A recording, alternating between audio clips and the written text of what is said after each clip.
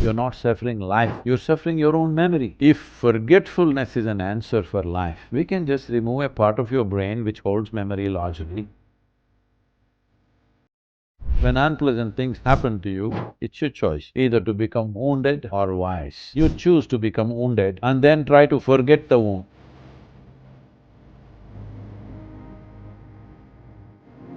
How can I forget someone who hurt and betrayed me and move on with my life?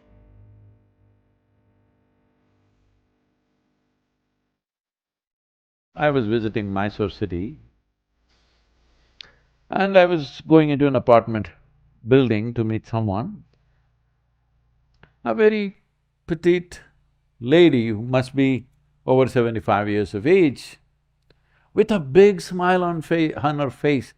She just came to me in a very familiar way and said, "How are you doing?"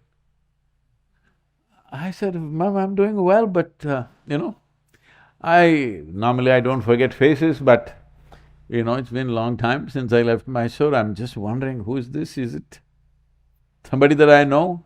I couldn't figure, then did namaskaram and went on. Then I was coming down with the people who are living in the apartment, along with them I'm coming down. When I came into the corridor, again this same lady comes in, "Hello, how are you doing?" I thought this is little… Just now she asked me 10, 15 minutes ago, and again she's asking me. Then these people come and say, "Poor lady, she's lost her memory." I said, "She seems to be doing fine without memory." People who are carrying their memory are torturing themselves. This woman seems to be fine with Mr. Alzheimer. You may couple up well with Alzheimer. Hello? Is a man's name, I'm just saying. See, if you're forgetful, you don't have to forgive anybody.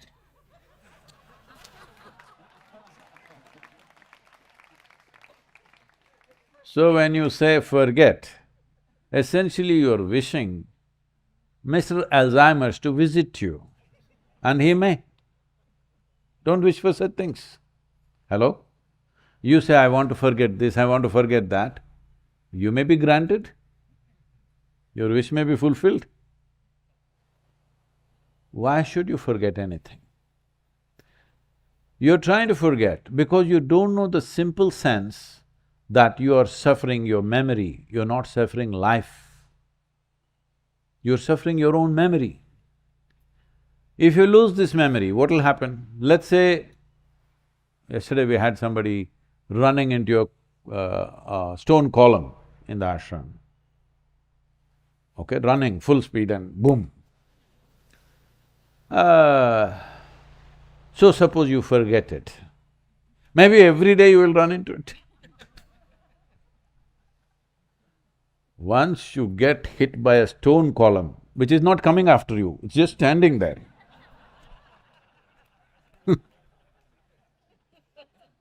If you forget it, every day you'll smash your face. If you hit a stone column, you should never ever forget it. That stone column may be actually stone column or your mother-in-law, I don't know who. See, mother-in-law is not coming after you, she's just standing in the same position she was standing when your husband was born. Hello? She's standing in the same place and you think she's in the way. No, she's standing in the same place, my son, my son, my son. All right? She's not coming after you, but you're running into it.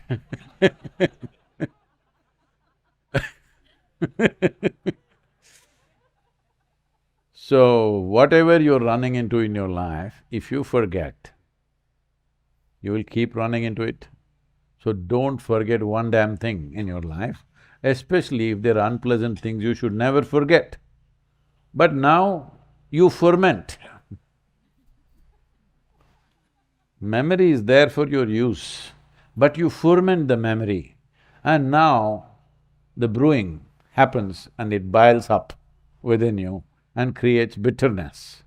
No, no, memory is supposed to be stored in a chip, not even a stick anymore, it's a chip. But here the mechanism is so sophisticated, the technology, it is not even a chip, it is simply somewhere a little bit of chemistry holding it. So let it be there. If you allow it to ferment, of course, it will intoxicate you, it will poison you in different ways. You don't know how to keep your memory. So you're thinking, let me forget. What if they grant you a visit from Mr. Alzheimer's? Will you be happy that you forgot all your bitterness? If forgetfulness is an answer for life, we can just remove a part of your brain which holds memory largely. You don't remember a damn thing. You can be like this, unaffected by what happened yesterday. Is that what you want? If you become like that, we call you retarded. We don't call you enlightened. All the memory of lifetimes are there with you, not just one life, of many lifetimes. In this, there are many unpleasant things, many. But when unpleasant things happen to you, it's your choice, either to become wounded or wise. You choose to become wounded and then try to forget the wound. Do one thing. See, something that you want to remember, you cannot remember. Something that you want to forget, you cannot forget. Is that so? Hello? Try to forget something, it stays with you all the time. Try to remember something, 2 minutes later it seems to be gone. So I'm saying you not organized this properly. You're not programmed your computer properly. If you say remember, it forgets. If you say forget, it remembers all the time. Even in your dreams, the same people come. Just look at this one person and say, I want to forget this face. This face will… wherever you look, from the trees it'll come at you, from the sky it'll come at you. So this is the nature of the mind. You, without understanding a damn thing about yourself, you're trying to blunder through life, that is the problem. The problem is not with your life situations, the problem is without even reading the basic user's manual, you're trying to go through life.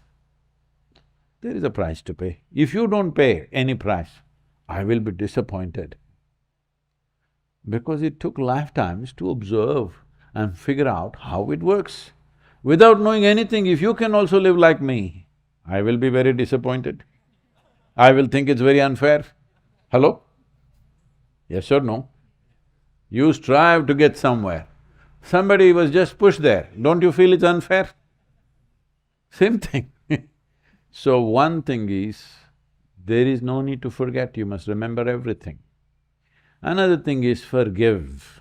If you first of all think that this person has done something horrible, then you try to forgive. If you don't label them like that, where is the need to forgive? Hello? If you accept people for what they are, different people are made differently. If you accept them the way they are right now, you will learn to operate to what extent. If you think you should work and live only with very good people, I'll tell you, even here in the yoga center it happens, many of the volunteers, every other day somebody is coming to me and say, he's so horrible, I can't work with him, she's like this, he's like that, I can't work with these people. I say, see, in this world, there are only horrible people like this. This one, this one, this one, this one, only this kind of horrible people. If you think what you're doing is significant, you have to work with all these horrible people. If you want to work with ideal people, you must go to heaven and today.